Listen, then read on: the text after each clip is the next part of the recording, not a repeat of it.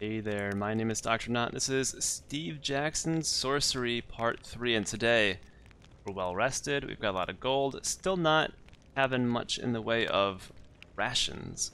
But that's okay.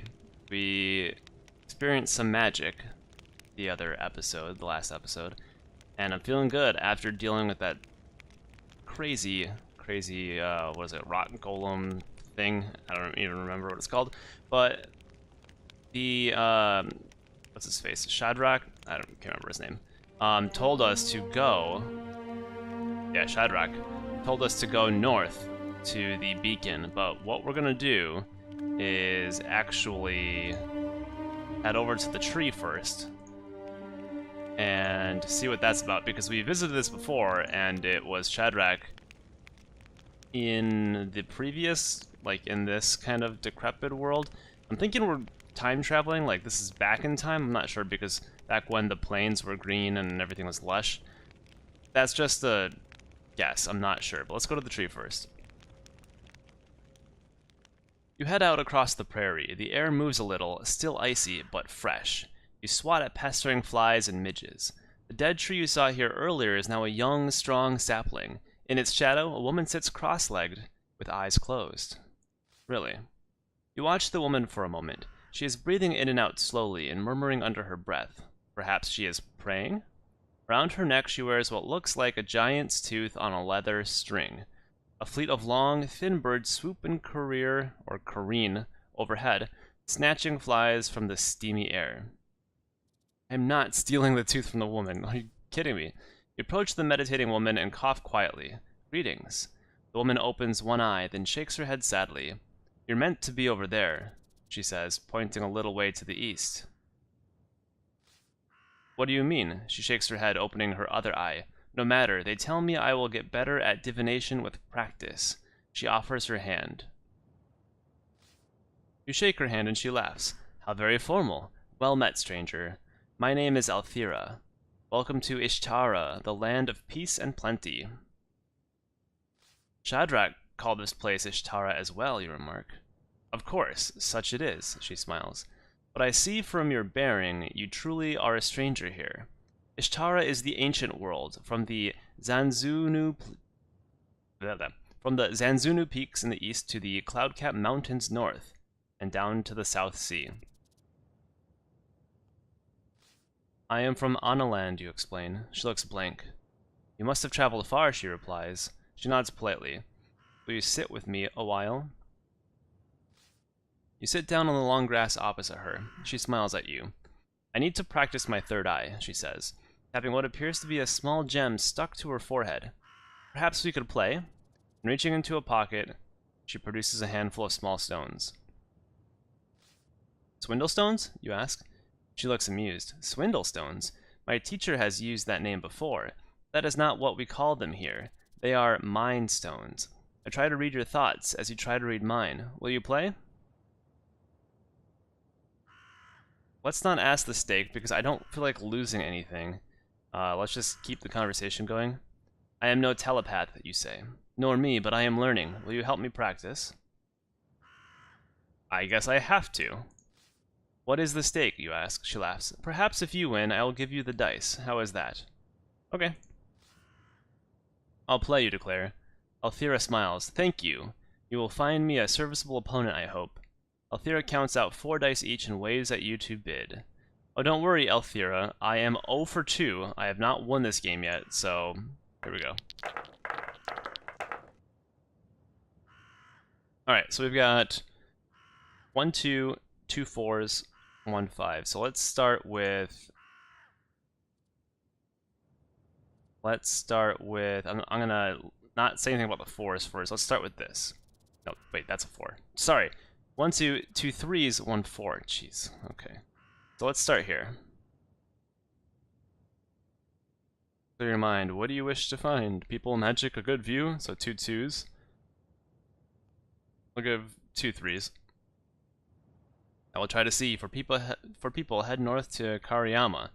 The real wonder is Lake Ilklala itself. So she says 2 4s. Alright, I'm gonna go 3 3s. I will cross the lake. Beyond the lake is Zaman, a less attractive country, but interesting enough. Alright, she's called me on 3 threes. Please have one. Ugh. Ugh.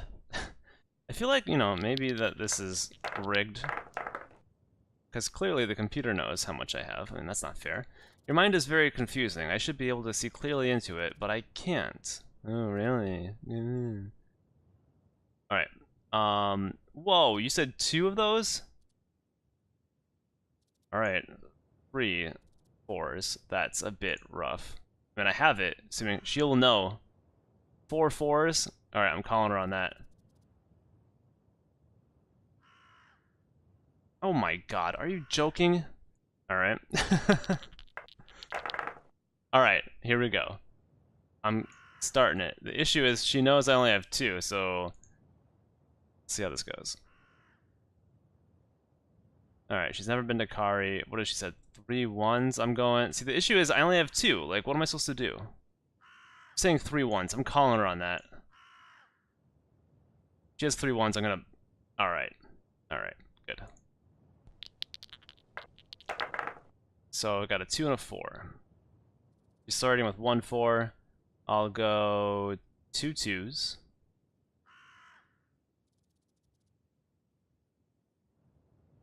So she's saying 2 3s. I'll say 2 4s. Go slow here. Let's see if we can get her. Oh, come on. Please have a 4. Yes! Aha. See, after she's a mind reader, she knows that I'm complaining. That she can see everything, so therefore she's throwing. Just to make me feel as if I'm, you know, not being duped here. Do 2 2s. Uh-oh. Alright, let's hope she's got a 2. She does not. Alright. See, now we're in a huge disadvantage. This kind of game, we're basically done at this point. Like, 'cause clearly I only know 1. So she does that. And I have to do this. Bid 1 4. Let's hope she thinks I have a 4. Okay. So now the issue is... now the issue is I have to do this. And this is saying... I'm thinking every die here is... either I do this and say every die here, including mine and both of hers are 2s, and she would deduce, you know, clearly. So I'm going to do this. I don't think both of hers are 3s. Good. Alright, now this round is stupid. Like, okay. So do I bluff on this one? I'll bluff, let's see. Alright, and I know she's wrong, so I win. Gotcha. I win, don't I? Althea laughs. You are a challenging mind, she declares. May we play again? No. No more, you reply, shaking your head. I am growing tired. She nods. Gathering up the dice, she drops them into your palm. Here, take these, she declares. You will have better use of them than I foresee as much. You thank her and drop the dice into your pack. She nods and gets to her feet. I must be going, she says. Travel well, and come and visit me if you will. Come and visit me if you will. She waves in the direction of the cliff you came down when you entered the Bachlands, but quite why is not clear. Then she hurries away. With the woman gone, you look around the plain. South and west, the great fault line of the cliff shields out the sky, and at its top it seems as dark as night. North, the grass stretches away towards a distant flashing line that seems to cut across the land. The tree is relatively young, fresh and strong, as though it has been only planted a few minutes before. It is hard to believe this is the same tree that you saw before, so tall and so very dead, but the position is the same. You turn your attention back to the landscape. Alright, we're gonna head to the beacon. So hey, we are 1 and 2 for Swindlestones. That's good. We've got a win there. So you walk on across the grassland until you join an old road. As the sun climbs towards the zenith, the winds pick up. Away from the road to the northeast, a curious stone tower stands alone overlooking the river. That's where we're going. You leave the well-paved road and walk across the grassy fields that have somehow replaced the plain that was here before. It is hot now. You are starting to sweat under your cloak. Reach the shadow of the tower Shadrach called the Beacon. Its sides are too smooth to be natural, and yet there are no stones or brickwork. It is like a gigantic game piece, carved from a single block of stone. Thick gripweed curls up and around the tower like wool round a bobbin. Beyond it, a river rushes past. You pause for a while, watching the river rushing past. The sound is calming, even though it is on the far side that the plains continue, and somehow you must cross. You walk a full circuit of the tower, hoping to find a doorway, but there is nothing to see. The tower's sides are made of solid stone, if indeed it is a tower. From the very top, something metal glints in the sunshine. Craning your neck and to squint against the sun, you try to make out what the gleam is. Some kind of brass fitting seems to jut out over the side. Strange to see worked metal and stone out here. Wasn't this place supposed to be barren? I'm either casting a spell or I'm tugging the gripweed, so let's do that.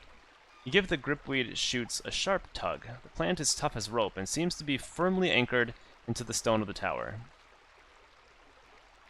What could I cast? Let's see.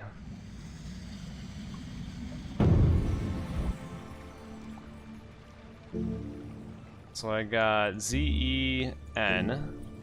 Hover in the air, I can't do that. I've got Z-I-P. Cause teleportation, I can't do that. Got Z-A-B. I'm not gonna just create lightning. Why? Would that, like, zap the brass thing on the top? H-O-W. Find safe passage. Let's try this. Oh, god damn it, I forgot about Lorag. Looking to the stars, you craft the magic, and once again Lorag replies, "By the founders of Fentonia! Isn't it obvious there isn't a door?" Its message delivered, the voice fades away. Alright. We can't cast any spells until we get rid of Lorag, he's just not helpful. The weed seems to grow all the way to the top. Let's do it! It's gonna come to life, we're gonna come crashing down and die. But let's do it. Look at us go. Quickly you grab the gripweed and scramble up the outside of the tower. The roots of the thick plant offer plenty of footholds, and the ascent is easy enough. Soon you are hauling yourself over the battlements onto the top of the tower. Oh, really? That's nice. This is a telescope? That's awesome. You stand atop the tower. The wind across the prairie whips at your hood, and the ground seems like an endless green sea far below. The top is not empty. Indeed, there is barely room to stand. Most of the floor space is taken up by a large brass contraption that has been built into the middle of the roof. From here you can see all the way from the low mountains in the east to the cliff face that curves around to the south and west, and the rushing river that splits the land to the north. Let's just keep looking around for a little bit. Looking away into the mountains, they rise suddenly and steeply, blocking the view beyond. Dark, winged shapes circle their highest peaks. More nighthawks, perhaps? Or worse. But their slopes are partially wooded, with grass around the double spike of fishtail rock. You look back at the cliff face down which you came. For a moment, you seem to see a line of steps leading down the slope past a dark smudge. It is the cave mouth you saw earlier. For a moment, the mountains to the east seems to spring into thick woodland, as though a dusty cloud is lifted, revealing a forest below. Then the moment passes once more. You turn your attention away from the view. Birds wheel and tumble in the air a short distance away. This tower was clearly built to house the brass contraption in the center of the turret. You look it over with puzzlement. A large brass cylinder. It is set into a bearing in the center of the tower and protrudes a short way over the battlement. It is rather like one of those of the chief mage's telescopes. Why would anyone set such a complex device out here in the wastes? You crouch to look through the cylinder, but find you cannot, as it has no eyepiece. The near end disappears unbroken into the brass mounting of the device. What is going on? Okay. The bearing underneath the cylinder looks as though it might allow the contraption to move. Furthermore, set in the central dome is an impressive-looking blue crystal. Blue crystal is not a gem you recognize. It pulses with a small interior glow, as though something lived inside. You push the cylinder and it swivels around the top of the tower, moving quite easily as though recently oiled. Nothing else appears to happen, however. Let's take it. You touch the crystal, but as your fingers brush the glass, something happens, and you feel yourself whipped up into the air as though catapulted. For a dizzy moment, you seem to stare down at the entire land of Badu Bak. Then a moment later, you're back on your feet, head reeling, but feeling curiously powerful. Yeah, we got all our stamina back. What?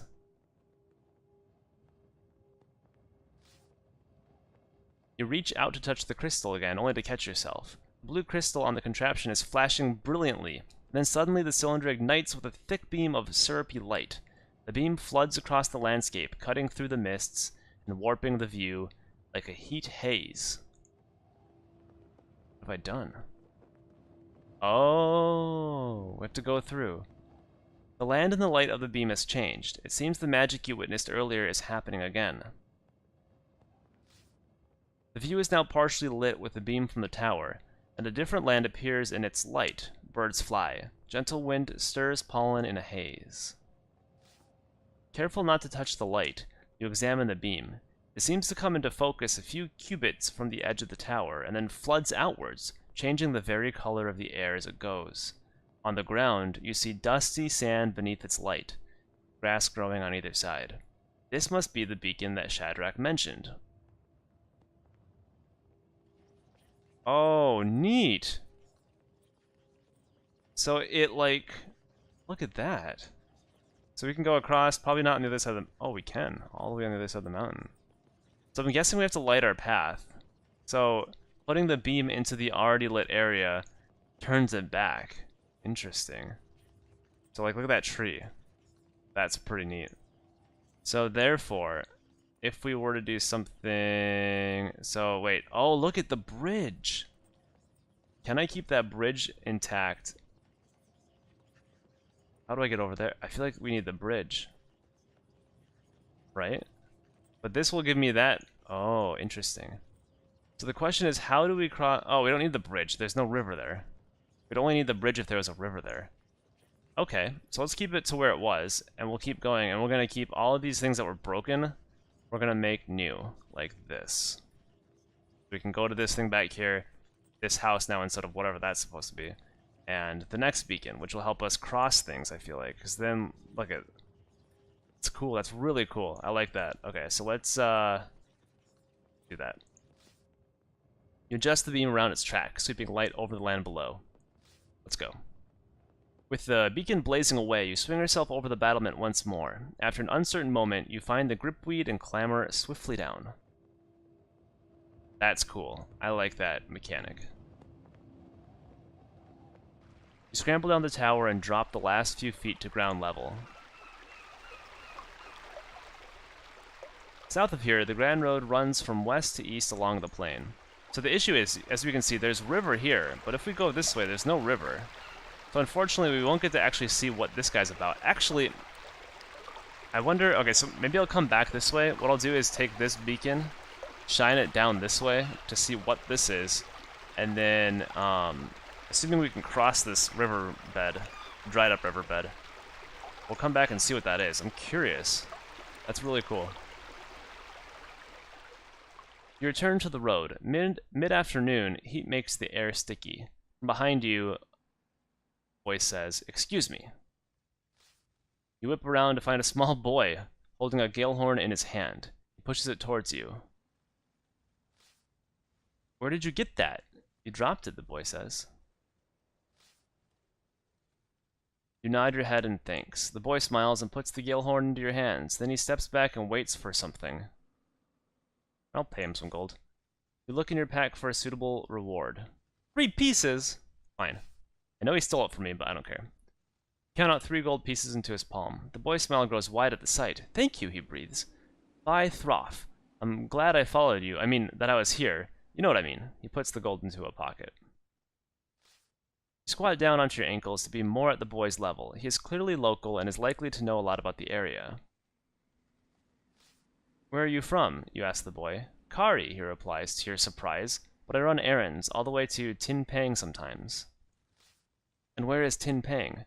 "Across the marsh, over the bridge, near the lake," he answers. "You can run there in about a day." The idea that this boy can cross the entire of the Backlands is startling. This is the most dangerous land you know. The boy is starting to look twitchy.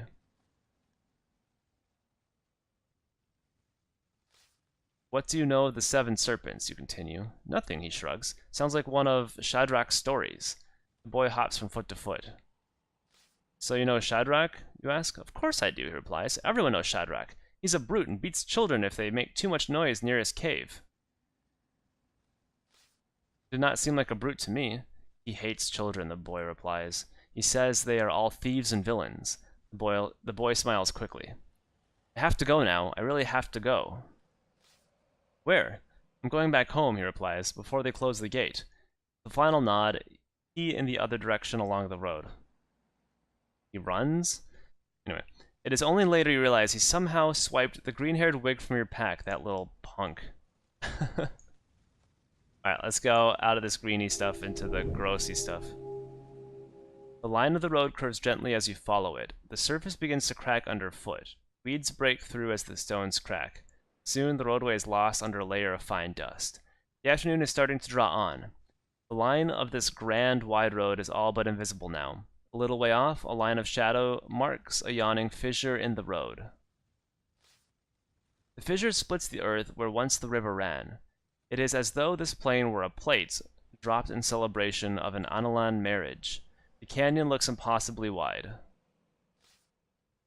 Somewhere east of the Badubak Ridge is the famed forest of Snata, perhaps the kind of place a serpent might hide? Wait, where's the Badubak Ridge? Oh, over here? Why are you telling me that? Okay.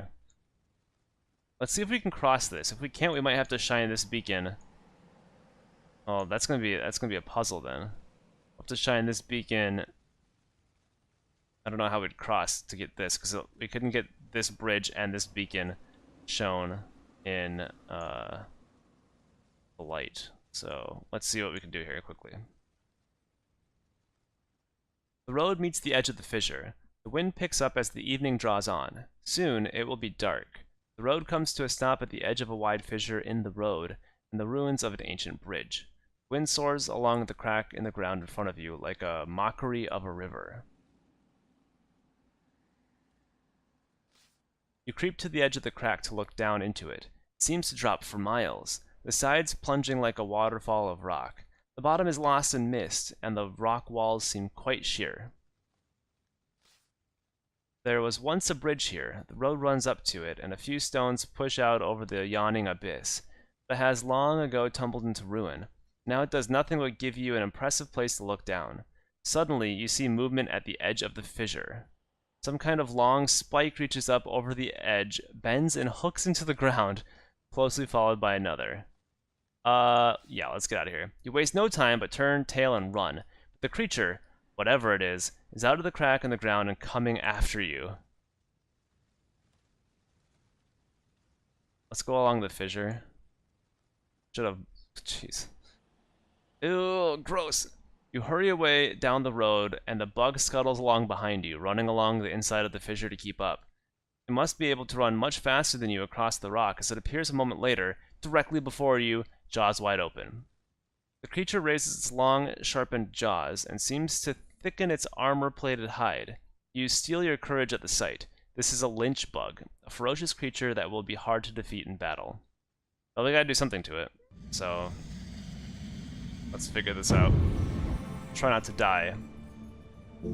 R-A-W, or R-A-C, sharpened blade, requires beeswax. I have beeswax. Let's do that, let's see what happens.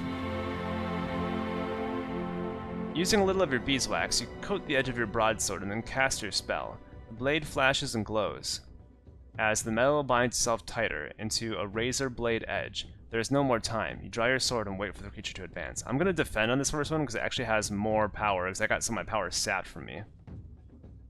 Oh, damn it. Lynch bug... Yeah, I know how to attack. Crisscrosses mandibles in the air. It hovers a short distance from you, gauging with evil eyes, and you raise your sword defensively in return. Then the lynch bug stiffens, perhaps making ready to jump, and towers over you. We're going to defend this. You stay low. The lynch bug swipes at you indifferently. It's possible the bug predicted what you would do. Okay, now we're going to try 6. Damn it. Enough of this. You will not be defeated by an insect. You swing hard, just as the lynch bug scuttles back. Its long spines stretch, its antennae rub together in anticipation. Holy moly. You drop back, raising your sword to protect your body as much as possible. The lynch bug dashes forward, bounding across the dirt. You fall over yourself trying to escape of its reach. Then it straightens up. So we're not actually gaining as much power back either. I think we've been sapped from all these curses we've gotten and stuff. Let's do this. Okay, that's kind of overkill, but... You prepare your sword. You chop with your sword. The lynch bug, mid-lunge, bends almost delicately away from your blade. The creature is losing its scales, but it keeps coming. You circle away from the lynch bug. It lunges, striking with its long arms. Its hooked claws seem to grow as they reach for you. I'm going to defend one more time. There we go. Then we're both going to attack, and I'm going to go overboard with this attack. You stay down. The lynch bug circles the other way. Then it double blinks its eyes, almost intelligently, tilting its head. Alright, here we go. Only does 2 damage, though. You ready your strength. You wield your sword like an axe. The lynch bug shifts backwards, prancing across the dirt. The lynch bug staggers, losing its balance on its tiny legs for a moment. The creature's vicious spines seem to grow before your eyes. Yeah, we would not have been able to do that, so that's good defense. Drop back, raising your sword. The lynch bug makes a terrifying strike, but you keep yourself calm and flick its talons away with your sword as best you can. It prances forward like some horrendous mockery of a dancer from the king's court. Alright, just.